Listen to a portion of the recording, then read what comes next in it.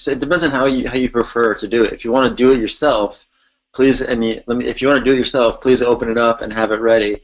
But some people I know just prefer to see these things and just watch it, and then maybe you could do it later on your own. So whatever you prefer to do is totally fine. All right. Let's see here. So this is where we left off last week, going over some key concepts and key terms in language assessment, and we are now entering week 3, and we've got a lot of material to cover. I did finally get up on I believe our course page is now updated with the rest of the readings, and the discussion forum prompts should also be available for the rest of the weeks. And if they're not there now, they will be very soon. What was I going to say? Something else. But anyway, okay, one thing I wanted to ask you guys about last week, and I forgot. So I want to ask you guys now is if you have had a chance to start thinking about your final project. So I went over the guidelines for the final project in week 1, and after that class, I posted to our page, our course page, the some example assignments, and there's also a template which has all the different sections that you need to include in the final project. But I just want to encourage you guys, if you haven't been thinking about it yet, to please be thinking about what you might like to include, what types of skills you might include in the final project. All right. So has anybody had a chance to think about that yet? Has anybody decided what they might include in their final? Has anybody maybe not decided, but started to think about what types of skills? You know, as we go through our book, which I hope you guys are enjoying it. I think there's lots of I find it. I personally. That's right. Yes, Stephanie. They have to be designed by you. Okay, so they can't be tests that have been designed by somebody else. They can't be commercial tests or professional tests. They have to be your own tests. And that's okay, Karen, Andrea. Hi, David. Alirio, how you doing? Ideally, the tests you develop will be tests that are for a real teaching context. And so if you're teaching right now, I'd love it if you would design a test that you can actually use in your classroom, and that you could give to your own students to when you administer the test in order to collect some data for the final project. But please be thinking about it. And you could even time the test data collection for a test that you're writing that you'll have to give to your own class. Test listening. Yes. Hey, Stephanie, that's a great question. Yeah. So if you want test listening, you could use the audio of a textbook. Yeah, sure. But I just want to be sure that you are developing the items on the actual test. So the material. It could be a reading passage. If it was a reading test, it could be a reading passage of a real authentic text. That would be totally fine. But I want you guys to design all the items. Remember, it has to have 3 sections. So if you have questions, please go back and check the assignment prompt. And then also, if you still have questions, feel free to send me messages. You're writing a story. Wow, Stephanie, that's great. Fun. Okay. So anyway, any comments or thoughts on the textbook? How do you find the readings, the chapters? Any comments?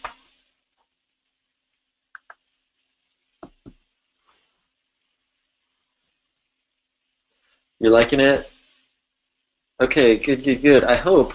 I think reading's easy. Okay, good. if you have any suggestions or comments or things you don't like about it too, I would love to hear those as well. But I do find it to be pretty clear and also well written and not too technical, at least not yet. Yeah, there's so many real examples. There's so many stories from the author's experiences, and I love that about it. So, do you guys know Kathy Bailey, one of the authors, or Andy Curtis? Do you know either of those people? Have you had any classes with them? Okay, I think because they both of them teach at Anaheim. Kathy Bailey and Andy Curtis both teach at Anaheim.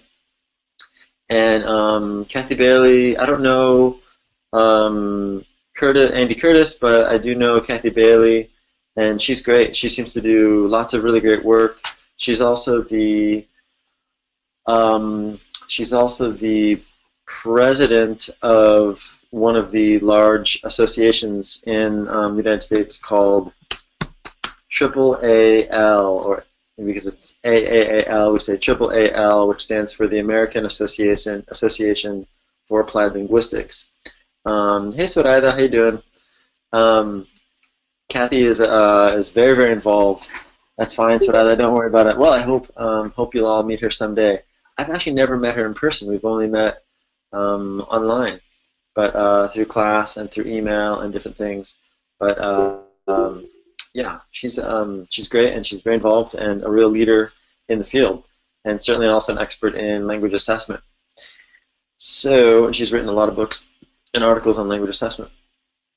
Today we're still working our way through lots of the real fundamentals, and you'll notice that, and because we had for our week one, even though we did a lot of week one had multiple readings and lots of basics to cover. And I've actually moved, I'm going to decided that we're going to talk about closed passages a little bit later on. Anyway, I'm moving a couple things around, but you guys will see on the course page that I've moved a couple topics and readings from what things were originally, but I think it'll all make good sense, and we'll get to everything in good time, I hope. But first, how are you guys doing? How's everything going? Happy Tuesday night.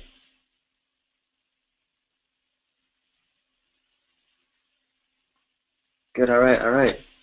Very nice. Let's see, warm in Armenia, all right.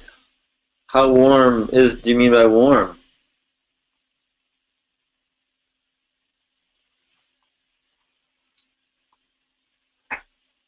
Uh-oh, Stephanie and Karen both worried about the test? Okay, not so much. Yes, you do have a test. Also in Riobamba. You know, it's also very, very warm here for this time of year. It's not usually this warm. Something strange is happening. Yeah, for February, it's been very, very warm. You almost don't need a jacket. And also warm in Riobamba. Yeah, this is strange. Yes, we do have a test. We have to remember there's really 3 assessments in this class on assessment, right? So the first assessment, yeah, it's pretty nice weather. Yeah, that's right. The first assessment is going to be a test.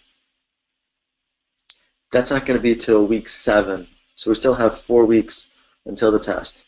And I think next week maybe I'll give you a more systematic overview of the test.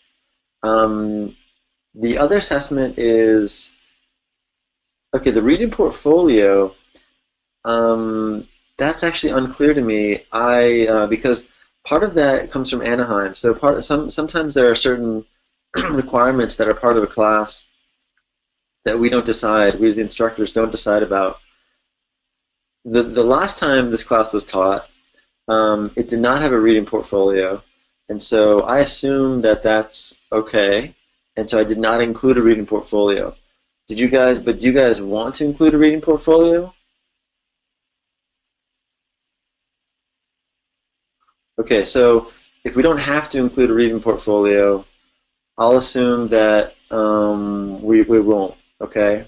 Yeah, I'm sure everybody takes their own notes, or people process information in different ways, and that's totally fine. I mean, when I was in graduate school, I didn't like to take notes. I just liked reading and processing, and then sometimes I would take notes in my own way, but I didn't really take traditional notes on things that I read. So I sort of did things in a different kind of way. That's just the way I like to process information.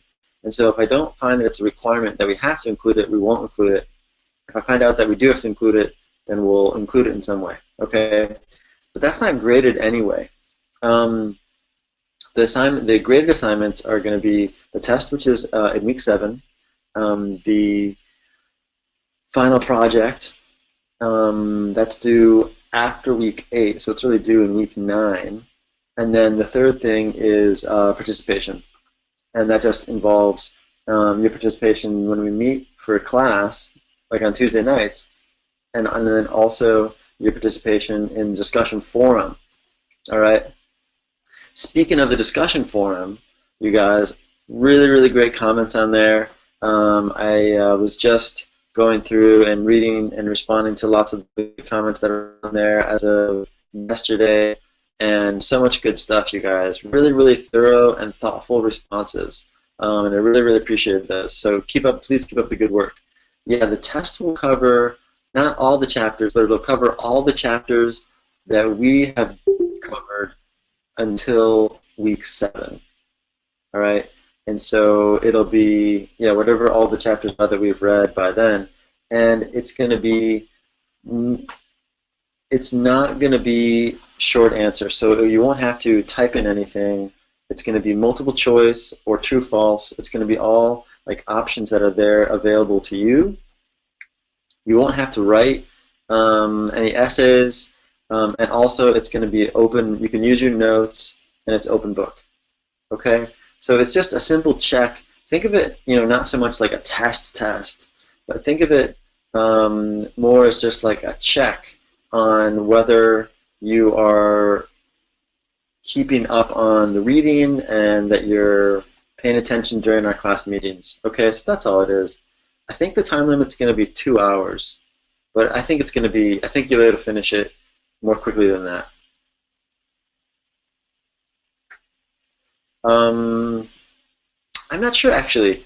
I'm not sure what the structure of the interface is online, but I think you can.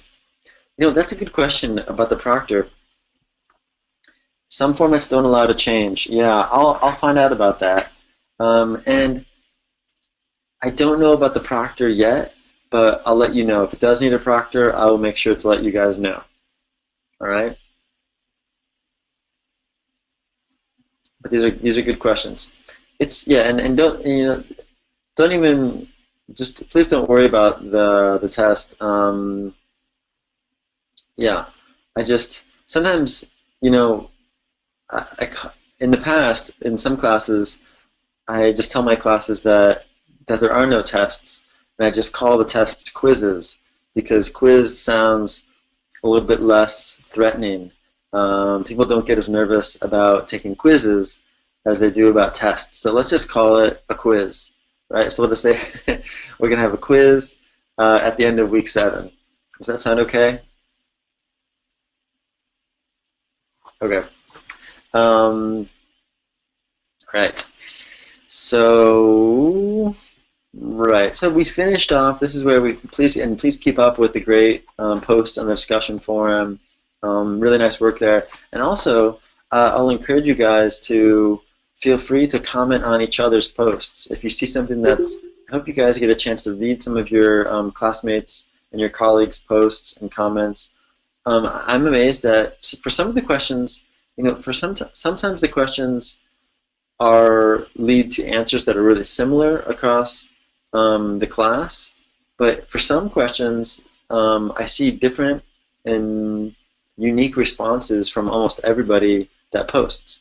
So don't forget to read what some of your classmates post, and to feel free to engage and to respond to some of their responses. Okay, there's there's not really like a set minimum or number of posts that I hope to see from everybody. I just want to make sure that everybody in the class is engaged, that everybody in the class is using the discussion forum to show their comprehension of the readings and to expand their thinking.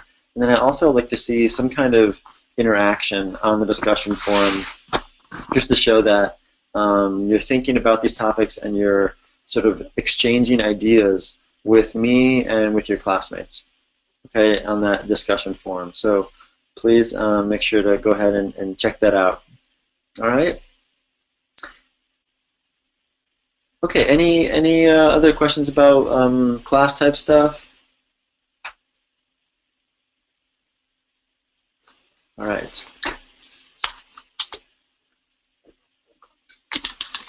So this is where we left off. Wanted to keep moving forward.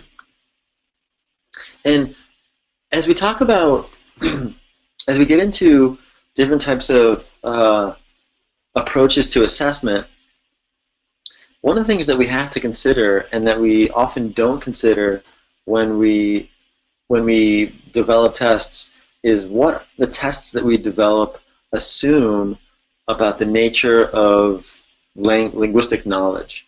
So anytime that we're assessing any type of knowledge, we're making certain kinds of assumptions about what it means to know those things that we're assessing and how knowledge of those things can be shown or demonstrated. That's essentially what a test is. It's a way of demonstrating or showing knowledge of some sort. Okay, that can be sort of declarative knowledge, knowledge of facts, or it can be more procedural knowledge, or the knowledge of how to carry out certain activities, like speaking. Okay, so and one way to think about the nature of linguistic knowledge is to first recognize there's a couple different frameworks we're going to look at here. Okay, and one was to think about the hierarchical and also interconnected nature of linguistic knowledge. So we can see that. I mean, this is something that we always know on some level, but that can be useful as we try and tap or assess different types of language skills, right? So we can see this framework here kind of builds up, right? And so we see that phonology, the sounds form together to form morphemes, right? And we have morphology, which is at the form meaning level. So phonology is sound, but it also is form, and that gives us meaning. And then morphology, right, is a way to express form and also carry along with that meaning. Morphemes come together to form lexis or words, right? Words come together to form phrases, clauses. In other words, the larger level structure. And then on top of that, we have discourse and pragmatics, where we have all these things coming together all at once. Okay, and so when we think about assessing linguistic knowledge, we have to recognize that all these pieces can be assessed in some way, and we should be making more explicit, or at least somewhat explicit, choices about the extent to which our tests of language knowledge are able to assess all these different types of knowledge. All right. And what about, so this sort of this is like one way of breaking down different types of linguistic knowledge. Is anybody familiar with the idea of, or a different framework for understanding language knowledge known as communicative competence? Are you guys familiar with that term?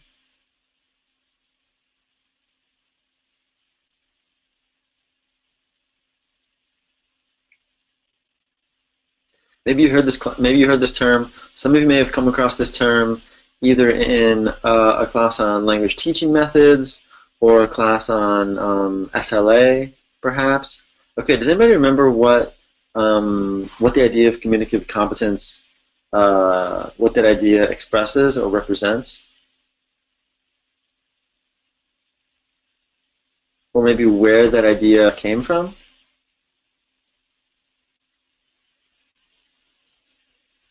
Anybody remember?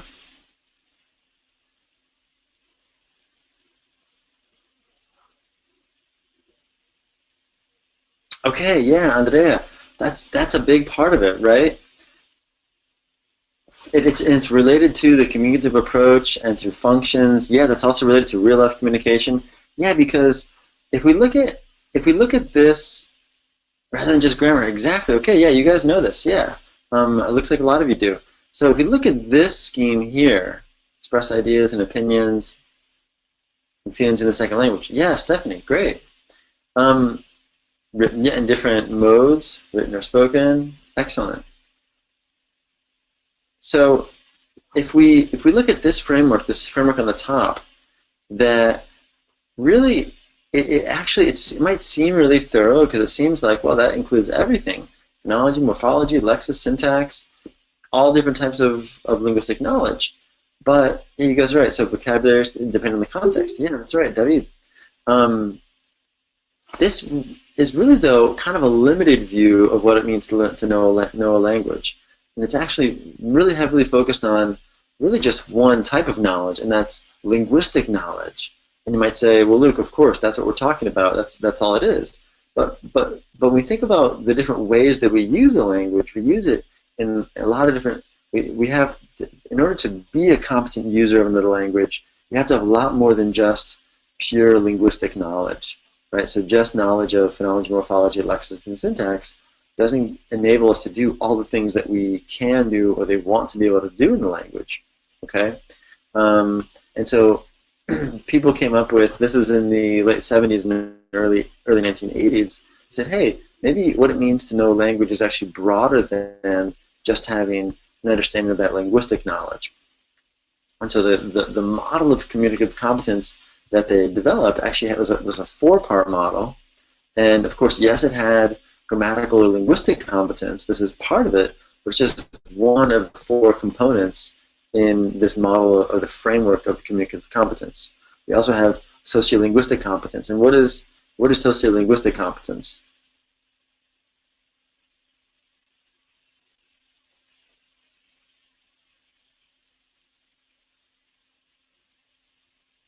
So sociolinguistic competence is also often referred to as pragmatic competence. Yeah, knowing the context and knowing how to use language in contextually appropriate ways. And part of that is certainly knowing the culture. Okay. And what about strategic competence? What do we mean by strategic competence? That's right. For sociolinguistic competence, Andrea, being able to use language in a particular situation. Yeah. Language varieties. Yeah. What about strategic competence?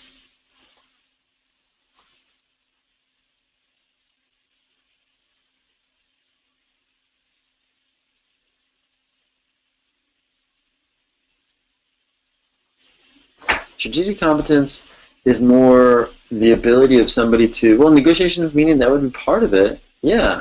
It's someone's ability to overcome or to compensate for their lack of linguistic competence. Right? So when somebody is, and can we think of how you might do that?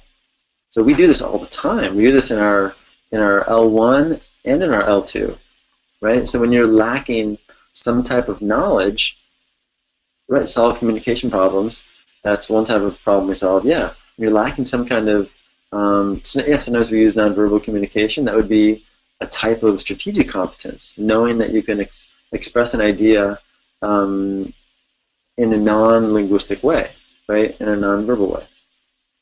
Right, so when students deal with communicative breakdowns, oftentimes they're using the strategic competence as well. Yeah, to be able to get the idea across. Exactly. And what about discourse competence? What do we mean by that?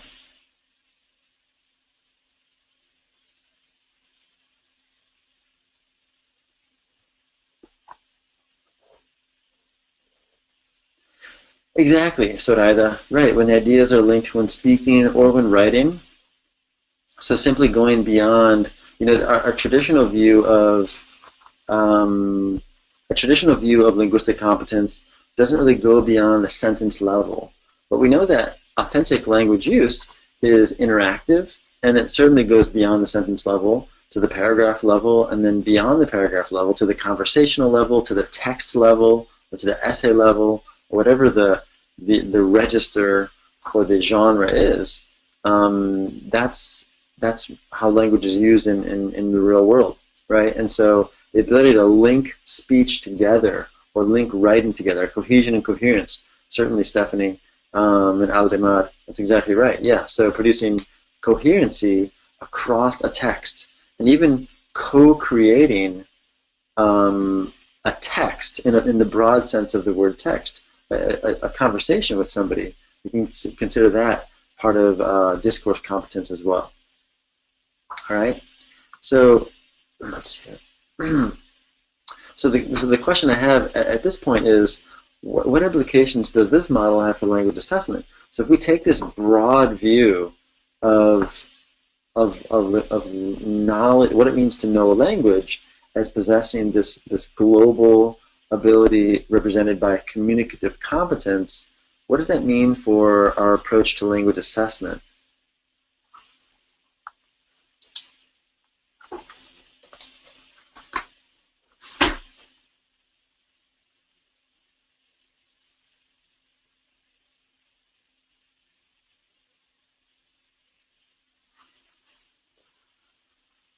Right. Yeah. Exactly. We need to assess in broader ways. So they're all in mind, not just one. Right. So traditionally, language assessment tends to focus so heavily on just grammatical competence or linguistic competence, but we should be taking into account the whole system, right? And that's actually really difficult. It's so much.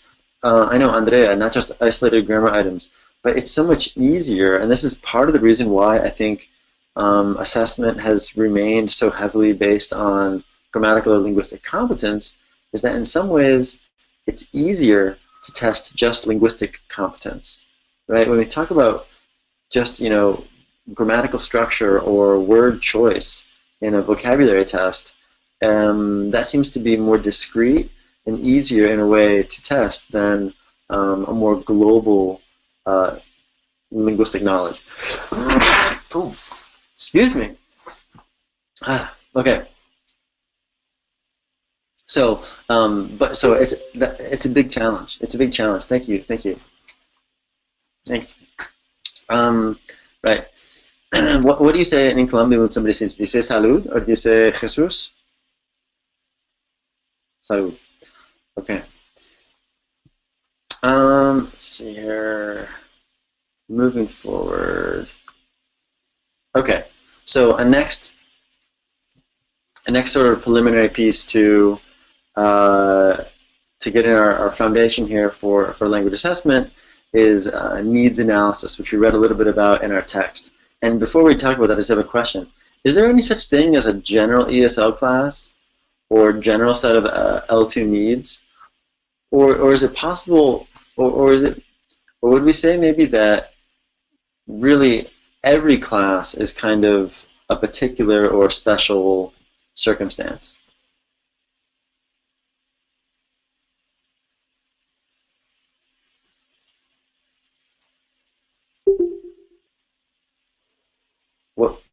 What would be a general English class? I mean, I feel like every class, to some extent, every class is kind of particular. That there's no such thing as a one-size-fits-all approach. Yeah. Right, there's always different levels, there are different schools, different circumstances, different curricula, and that's really what a needs analysis is meant for. The needs analysis is the way that we determine what it is that should be part of the curriculum, because that statement sort of, or the rationale for needs analysis is simply that there is no general ESL. If there was such thing as a general English class, then we might not need the needs analysis, right? But because every class and every context is unique and particular, we use a needs analysis so that we can determine what features of the curriculum, what the features should be, and then how they should be implemented, and then also how they can be assessed. All right. So let's move in here. So really quick, what are some of the purposes of a needs analysis? I was just describing needs analysis in a really general way, but why do we ever do needs analysis? And by the way, have you guys ever been involved in any formal needs analysis? You have, David. Seth, oh wow, great. I would love to hear about it.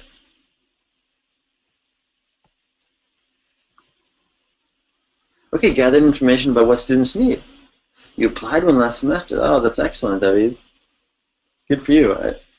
Well, if you have any comments or insights based on your experience, yeah, I'm sure we'd all like to learn from your experience. Okay, so right. Students' preferences, likes, dislikes, proficiency, needs. They wanted to talk about academic issues. Great. Find out what the necessities are of the students, Aldemar. Yeah. Okay, these are great.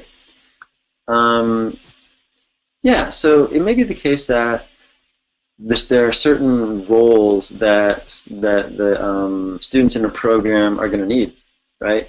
What's one thing that's really common these days here in the U.S. and other places is classes for very specific purposes. Like I have I know a woman who's teaching right now a Spanish for business, a business Spanish class, and that's a very not very somewhat niche or specific context or type of class. And so you know, if she's trying to teach, let's say she is not a business person, she's a language teacher, and she's teaching this class on Spanish, business Spanish, right? She might want to do what as part of her needs analysis? Maybe some content-based learning. That might be appropriate. But she certainly would want to figure out what would be the different types of roles that her students would be filling in which they would use Spanish. Right? I was just talking to this woman about her class this evening. And yeah, so it's really, you know, if they were, depending on where they were going to be working or using the target language, she would want to adjust the things that she teaches them. Okay. Also part of the needs analysis, and the purpose of the needs analysis is determine within the group, and we know that this is the case. We want to determine whether there may be differences or to what extent there are differences within a particular group. And so we can sort of, yes, we might assess the needs or the skill level for a group as a whole, but we also need to know how much variability is there within that group or class, so we can design materials appropriately. Right? Of course, then also the overall, and then skill, and then specific overall proficiency, but then also sub-skills within a given group as a kind of diagnostic, right, to know where students are at in the group. And then also looking at students' preferences to figure out where they're at, and then maybe where they're headed, or where they want to be headed.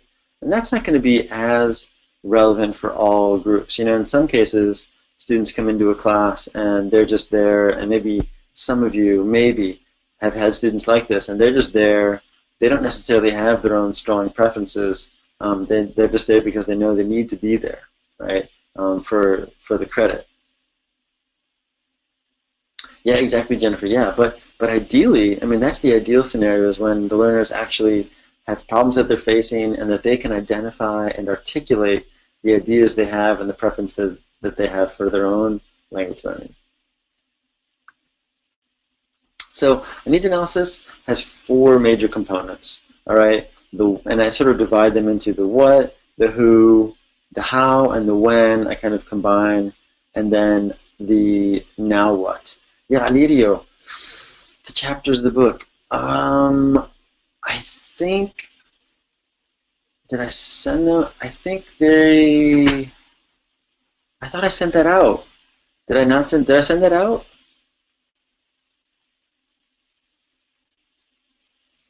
Okay, Alirio, if you didn't get it, or if anybody didn't get the chapters or the link, I sent the link. If you didn't get that, please send me an email and just say, it's still at sea. That's great. Are you serious?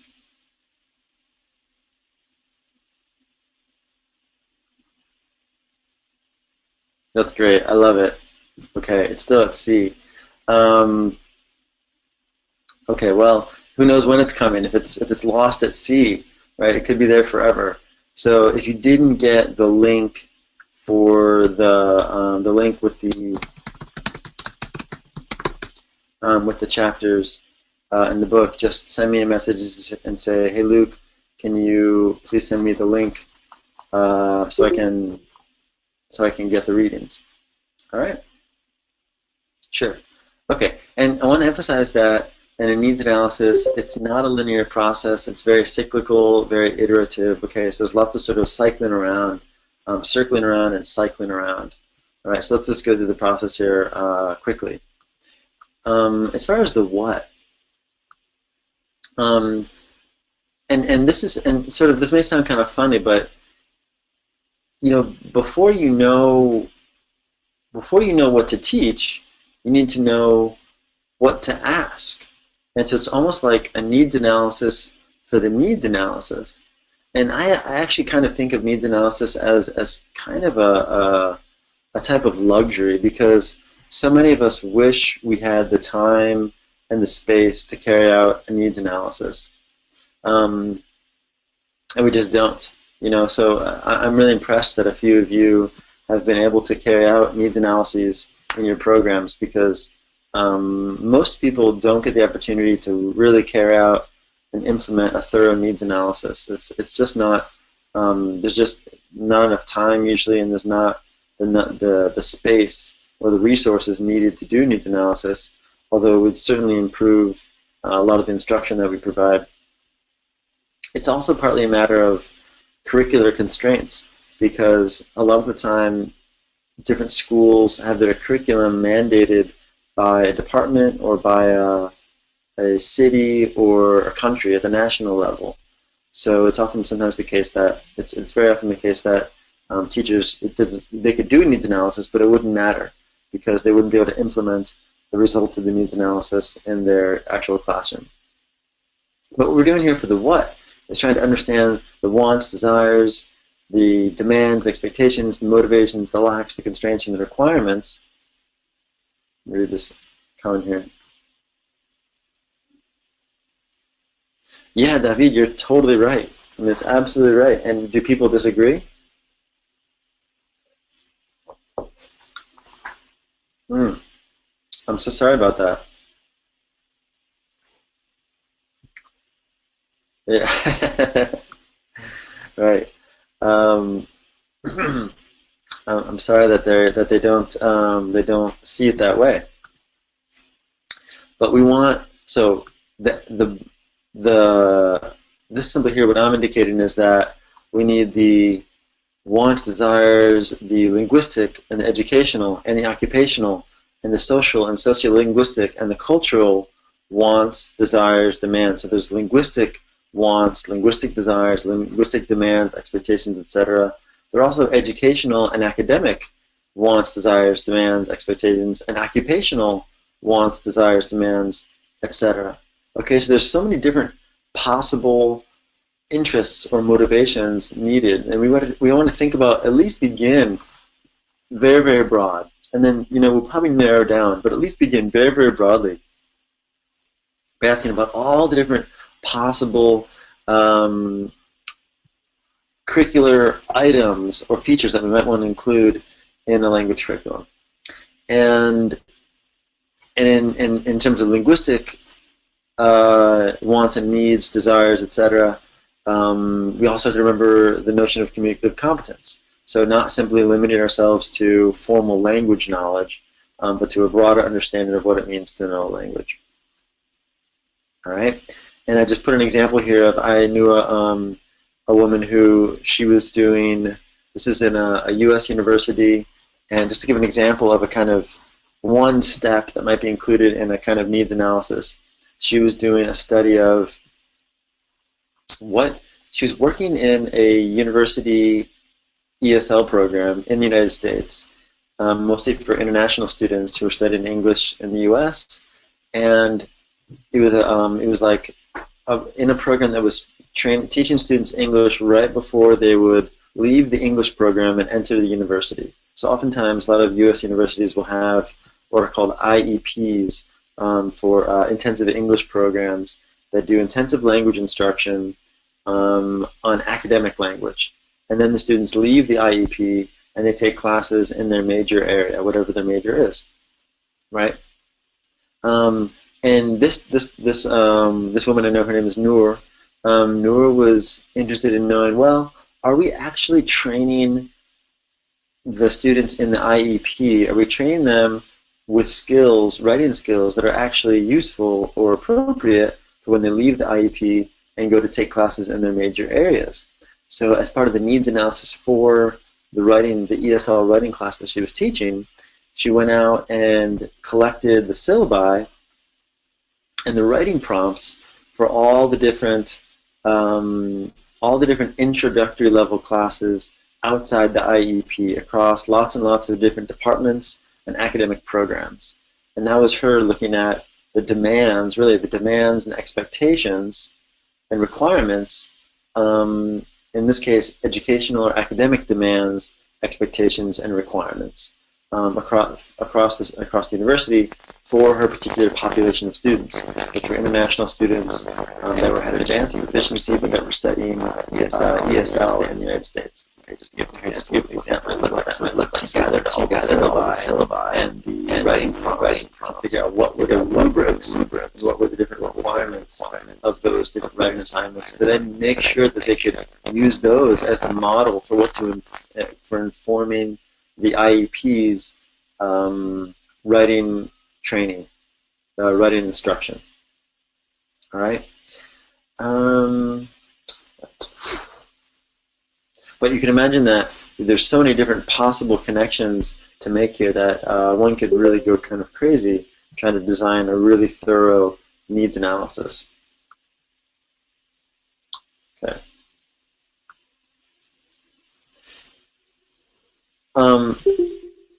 Yeah, and by the way, the cultural and social and occupational and linguistic and educational needs and desires and requirements are going to be different depending on who is asking, right?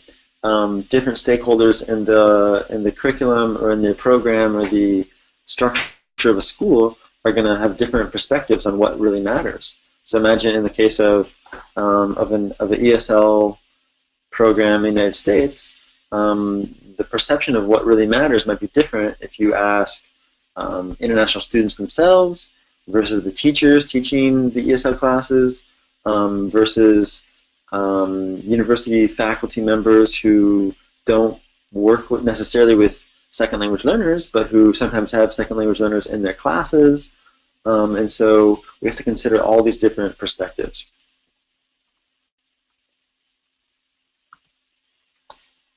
Okay, so next stage would be, and this sort of ties in naturally to the previous idea of this, we talked about the what and then the who, and so we have to think about who we're going to include in the needs analysis. So think about what different perspectives would have to be considered, right? Who might be affected by the outcome of the needs analysis, and then thereby what actually gets taught. And then you have to also think about whether all the people that get involved in needs analysis should have equal weight and equal voice. So if we go back to the example from before, let's say it was a group of international ESL students coming to the United States to study English for a semester.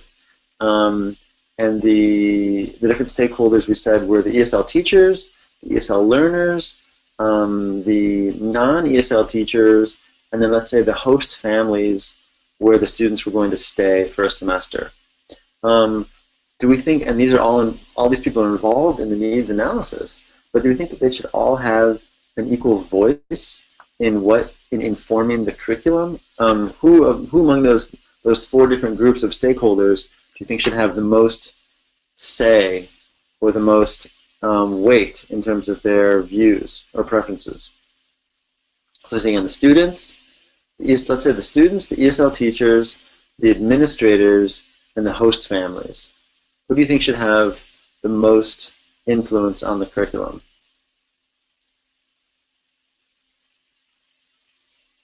Yorani says students and teachers.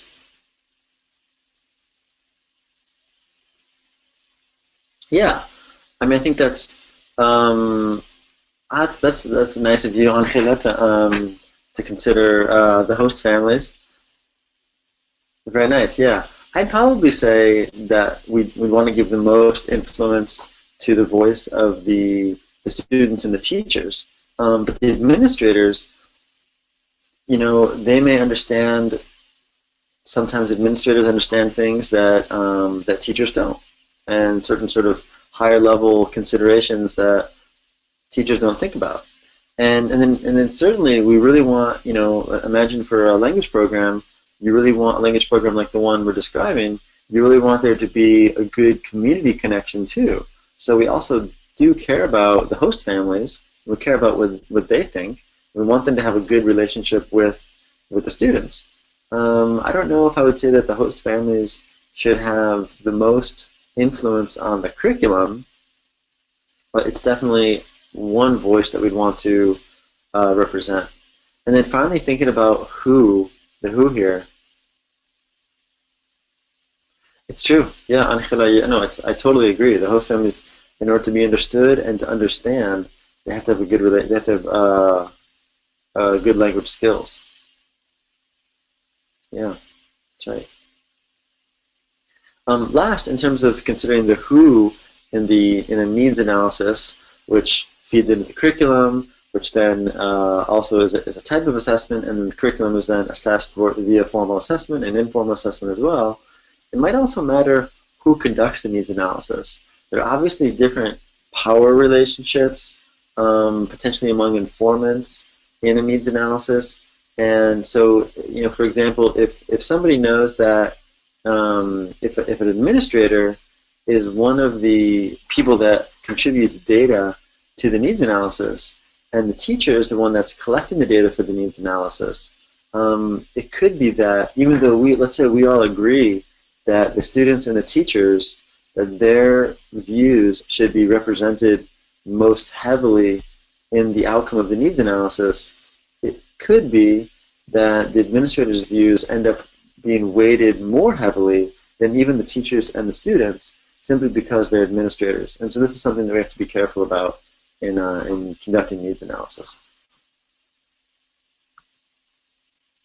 Okay, step 3, the how and the when. There are many steps involved, many logistics, lots of practical concerns.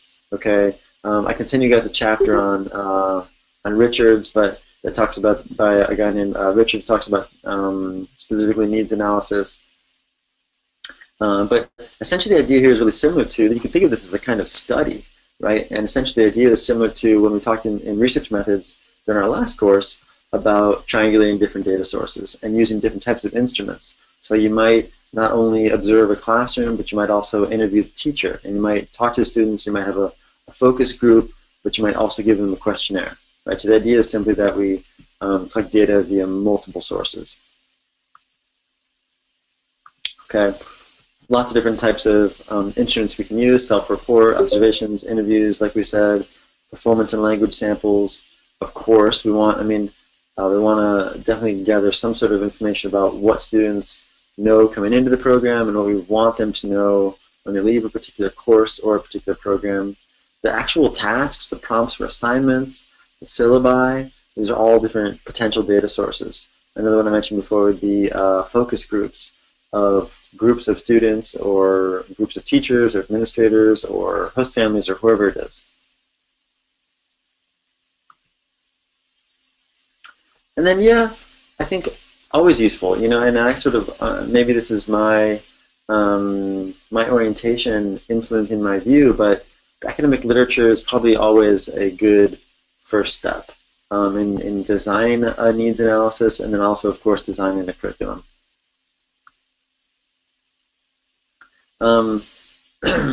These are, again, just more steps and procedures that one can carry out.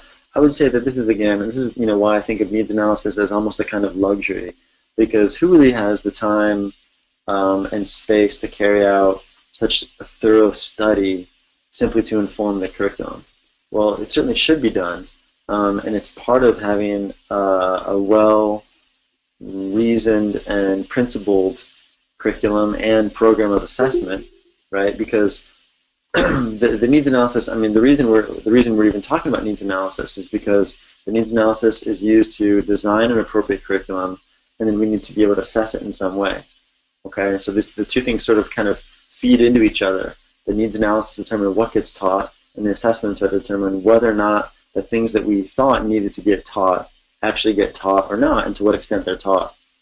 Okay, and yeah, my goodness, yeah, certainly harder with young students. Aniseta, that's a good point. So much more complicated. And then finally, just like we would do in a research study of any kind, we have to analyze the data. You know, so once we go through all these different stages, then we have all this data, and then we need to analyze it in some way. And this is, you know, certainly a messy part of the project, but can be really useful and really fun, and really just even going through the process, even if even if the data are complicated and hard to make sense of, I think going through all the data itself is a really useful process. So lots of different approaches we could take here. Sorting the data, looking at frequency, looking at importance. We can quantify the data. Of course, we can engage in member checking, where we go back to our different informants or participants and question them on our interpretations of the data. In terms of developing language skills, you know, we might want to ask which types of language problems are most common. But that may be the answer to that question might be different to the answer to the next question of which problems lead most often to miscommunication, for example. The problems that might be most common. Can we think of an example when that might be? When there might be a very common problem, but that problem might not actually be necessary to solve in order to achieve clear communication.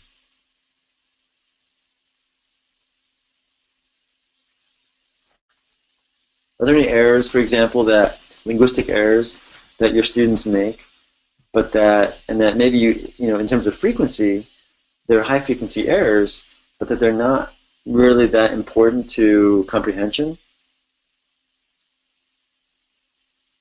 Borrow me. Okay, so things like, will you borrow me a pencil?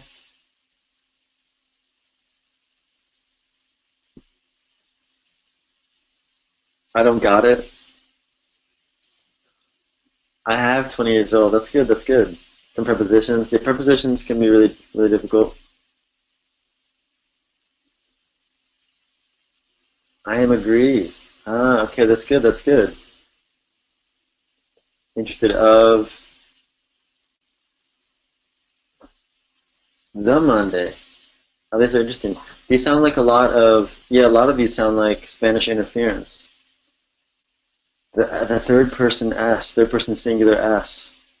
Right, I have hungry. Yeah. Interlingual errors, that's right, yeah. This is great. I am student. Okay. You guys, these are great examples. I can go to the bathroom, right? Did you went? Right, so yeah, because the affix hopping, right, that we only put the past tense morpheme on the first verb and the verb phrase. Great. These are excellent examples. Yeah, and the mother of Richard. Oh my goodness, you guys, these are great examples. Yeah, and so a lot of these don't actually prevent comprehension, right? They may be persistent errors, but in certain types of language, and so in certain types of language programs, it might be really important to focus on these types of errors and to try to eradicate them, right? To make sure that the language sounds more standard, right, or more linguistically appropriate. But in other types of programs, it might not be necessary at all. You guys might remember a week or two ago when I was talking about a class where I was told the only goal for the whole curriculum, the program director told me, was to develop oral fluency. He didn't care about accuracy, and he didn't care about reading and writing. He only cared about getting them to speak. And so in that kind of situation, would I worry about these types of errors? No, no, certainly not. I was just interested in developing oral fluency, and so as long as the students could understand me, and as long as they could make themselves be understood, um, then I wasn't too concerned with these little types of errors. Yeah, so fossilization is can be a concern, but I actually don't know if fossilization might exist, but I don't know for sure that the errors actually do fossilize. I mean, it's an idea. It's an interesting idea, but um, well, okay, yeah, but the question is, for fossilization to be, how do we know that it's permanent? How do we know that eventually the error wouldn't fix itself? So that's I guess the challenge in assessing fossilization is that maybe they're at a plateau, but maybe after more time and more input and more interaction, maybe the error would go away, would disappear. It's possible, right? That's possible. Um, right. So yeah. So essentially, the bottom Apple. Huh? Apple. How do people say it?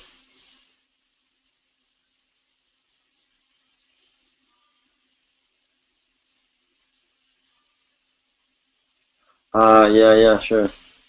Father. Sure. Oh, yeah, yeah. That'd be yeah. So yeah, I, mean, I totally agree. Mother. Yeah, that's good. um, April. Ah, okay. These are great. Yeah. So once we collect all the data and we analyze it, we still have to figure out some way to implement.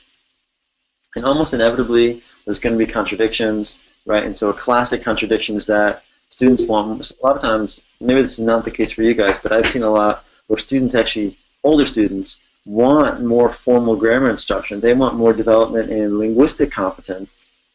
And teachers want more development in discourse or pragmatic or sociolinguistic competence. Teachers want more fluency and less grammar, right? And still other stakeholders might be interested in improving pronunciation, right? And so we have these conflicts among the different stakeholders within a particular program. And so we have to figure out in developing or implementing the results of a needs analysis, how are we going to balance these competing interests, all right?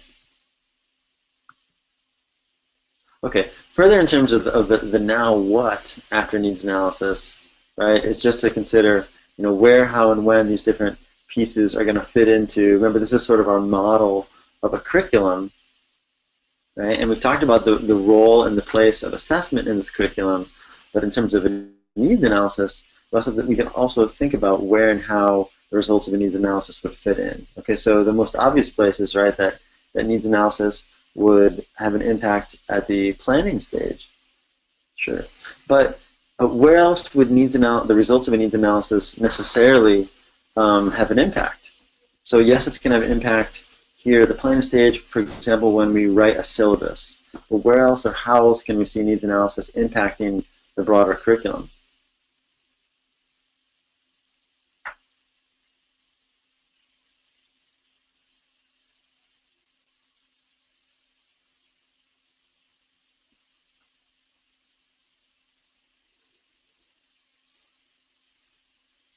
Assessment.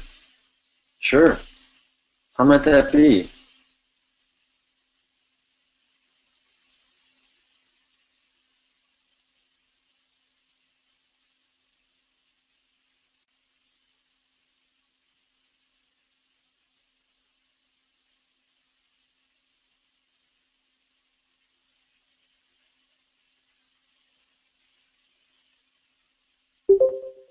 Hmm. Obsessed to spell, but they don't like to write. That's such a funny contradiction. Yeah, sure. Yeah, the question is, how might the results of a needs analysis influence the different aspects of the curriculum? Or even, how might the needs analysis affect assessment specifically?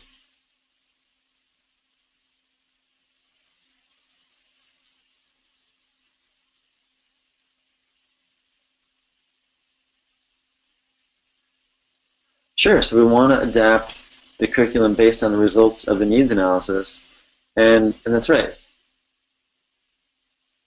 Probably will show loopholes. Yeah, it's certainly going to influence the way that we write a syllabus. Um, sure, that's certainly possible. So students maybe would propose a self-assessment.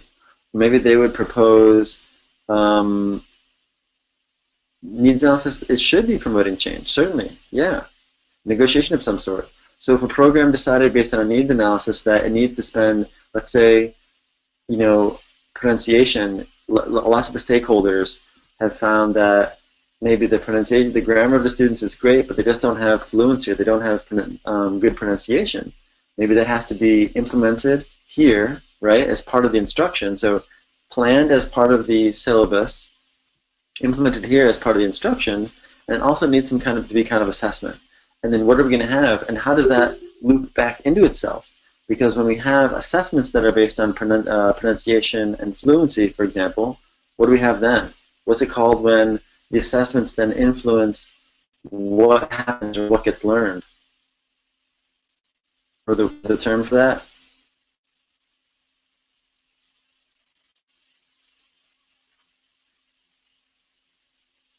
Washback. Yeah, exactly. Yeah, yeah.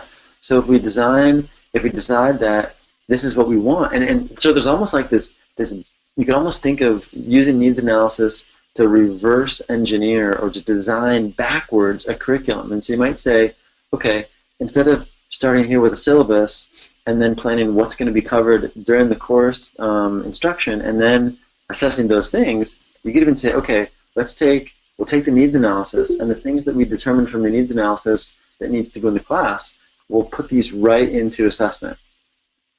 We go directly into assessment, and then we work backwards from there. Okay, I'm not saying that that's always appropriate, but but knowing that if you determine that that's what's going to be on the assessment, it could induce a kind of positive washback, both in terms of what gets covered in the classes as well as what the students want to focus on.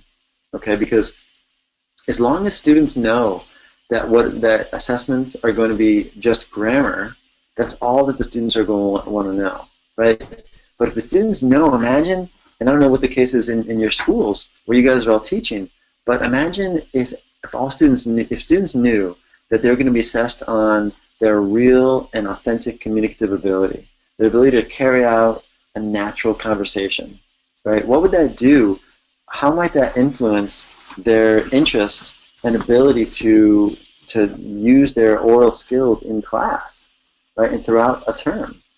If they knew so that positive washback, if that could influence them throughout the whole semester or the whole year, that could be really, really powerful. Yeah, it could be really cool.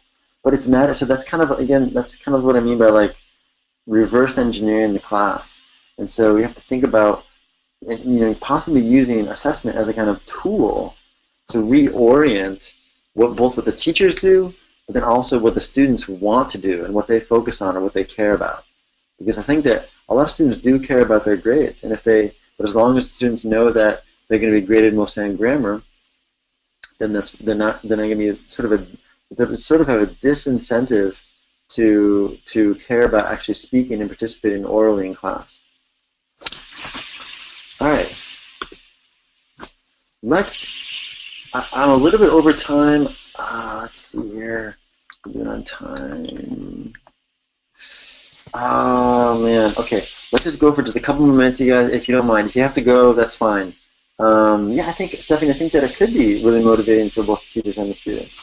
I think so. Yeah, I do. I just want to go for like a couple more minutes and then we'll stop. Okay, guys. I'm sorry to keep you late. I know I'm sure people are tired. but we'll stop in just a minute here. So there are some frameworks in language assessment. We've been talking about frameworks for language knowledge, what it means to know a language, and then also another framework sort of for developing and implementing needs analysis, and then how that fits into the broader curriculum, including assessment. And there's also been some broad frameworks. We're really heavy on the theory today, right?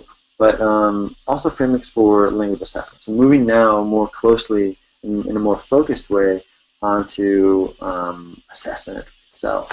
And one broad framework is this idea that Wesch came up with, Wesch's framework for an assessment.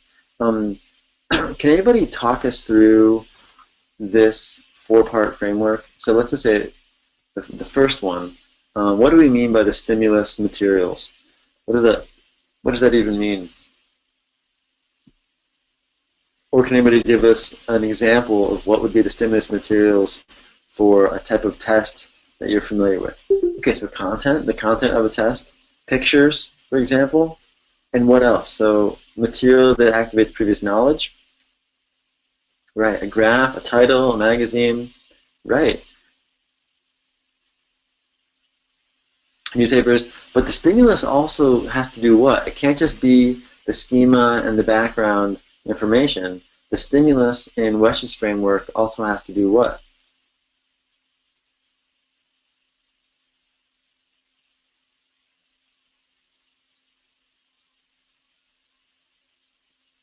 The stimulus also has to, in some way, well, it has to give the learner something to do. It has to ask some kind of question. So the stimulus material might be something like, fill in the blank, right? That would be the stimulus material as well. Even something really inauthentic, like the instructions. Yeah, and the pictures and all of that, that's part of it. Or if it was a reading or a read to write task, if it was the written portion, okay, that would be part of the stimulus materials as well.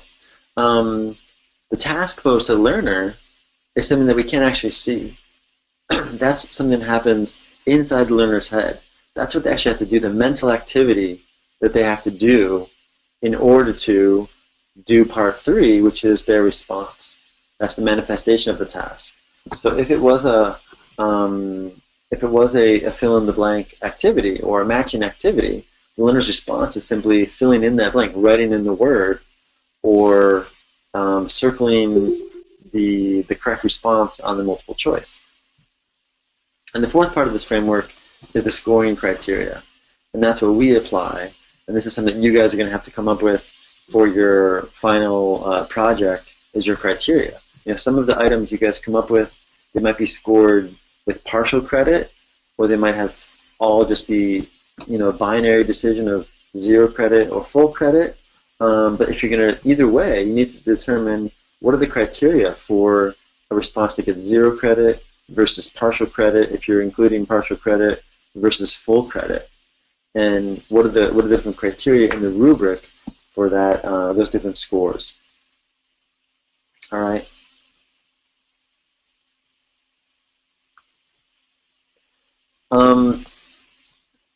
And I think we'll stop here with this. This is like sort of the end of this discussion.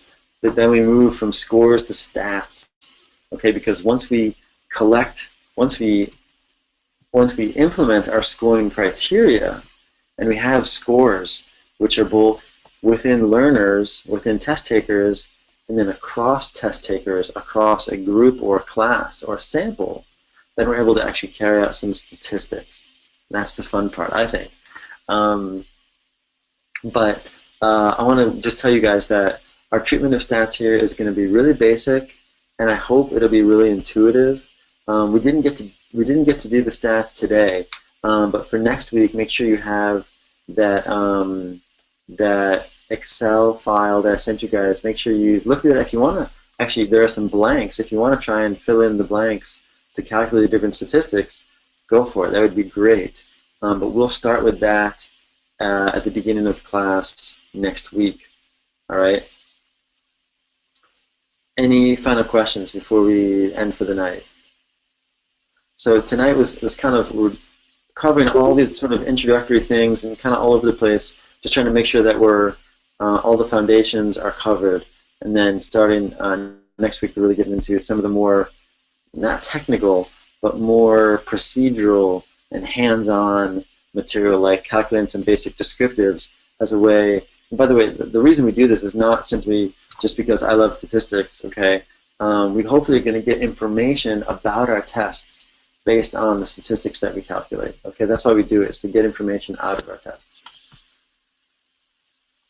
Yes, definitely, that would be an option for a test item. Yeah, for one of the sections of the test, that would be a possibility. No, Jose, I'm sorry, I haven't gotten to that yet, but I hope to soon. I'm sorry, you know, it was the reason, thank you, Seth, great. I was waiting on a few people who were submitting the final papers from the other class late, and I'd like to do them all together, and so I was still waiting on a couple people, and I think that everybody who's going to submit a final paper has now done it, and so now I plan to work on it very soon. Actually, hopefully we'll be looking at some of the final papers tomorrow. So sorry about the delay. I'm really sorry about that. Thanks for your patience as well. Okay, I will stop us there. Thank you so much, Yorani. You have a great night too. And everybody take care of yourselves, and I will see you a week from tonight. Okay? Good night. See ya.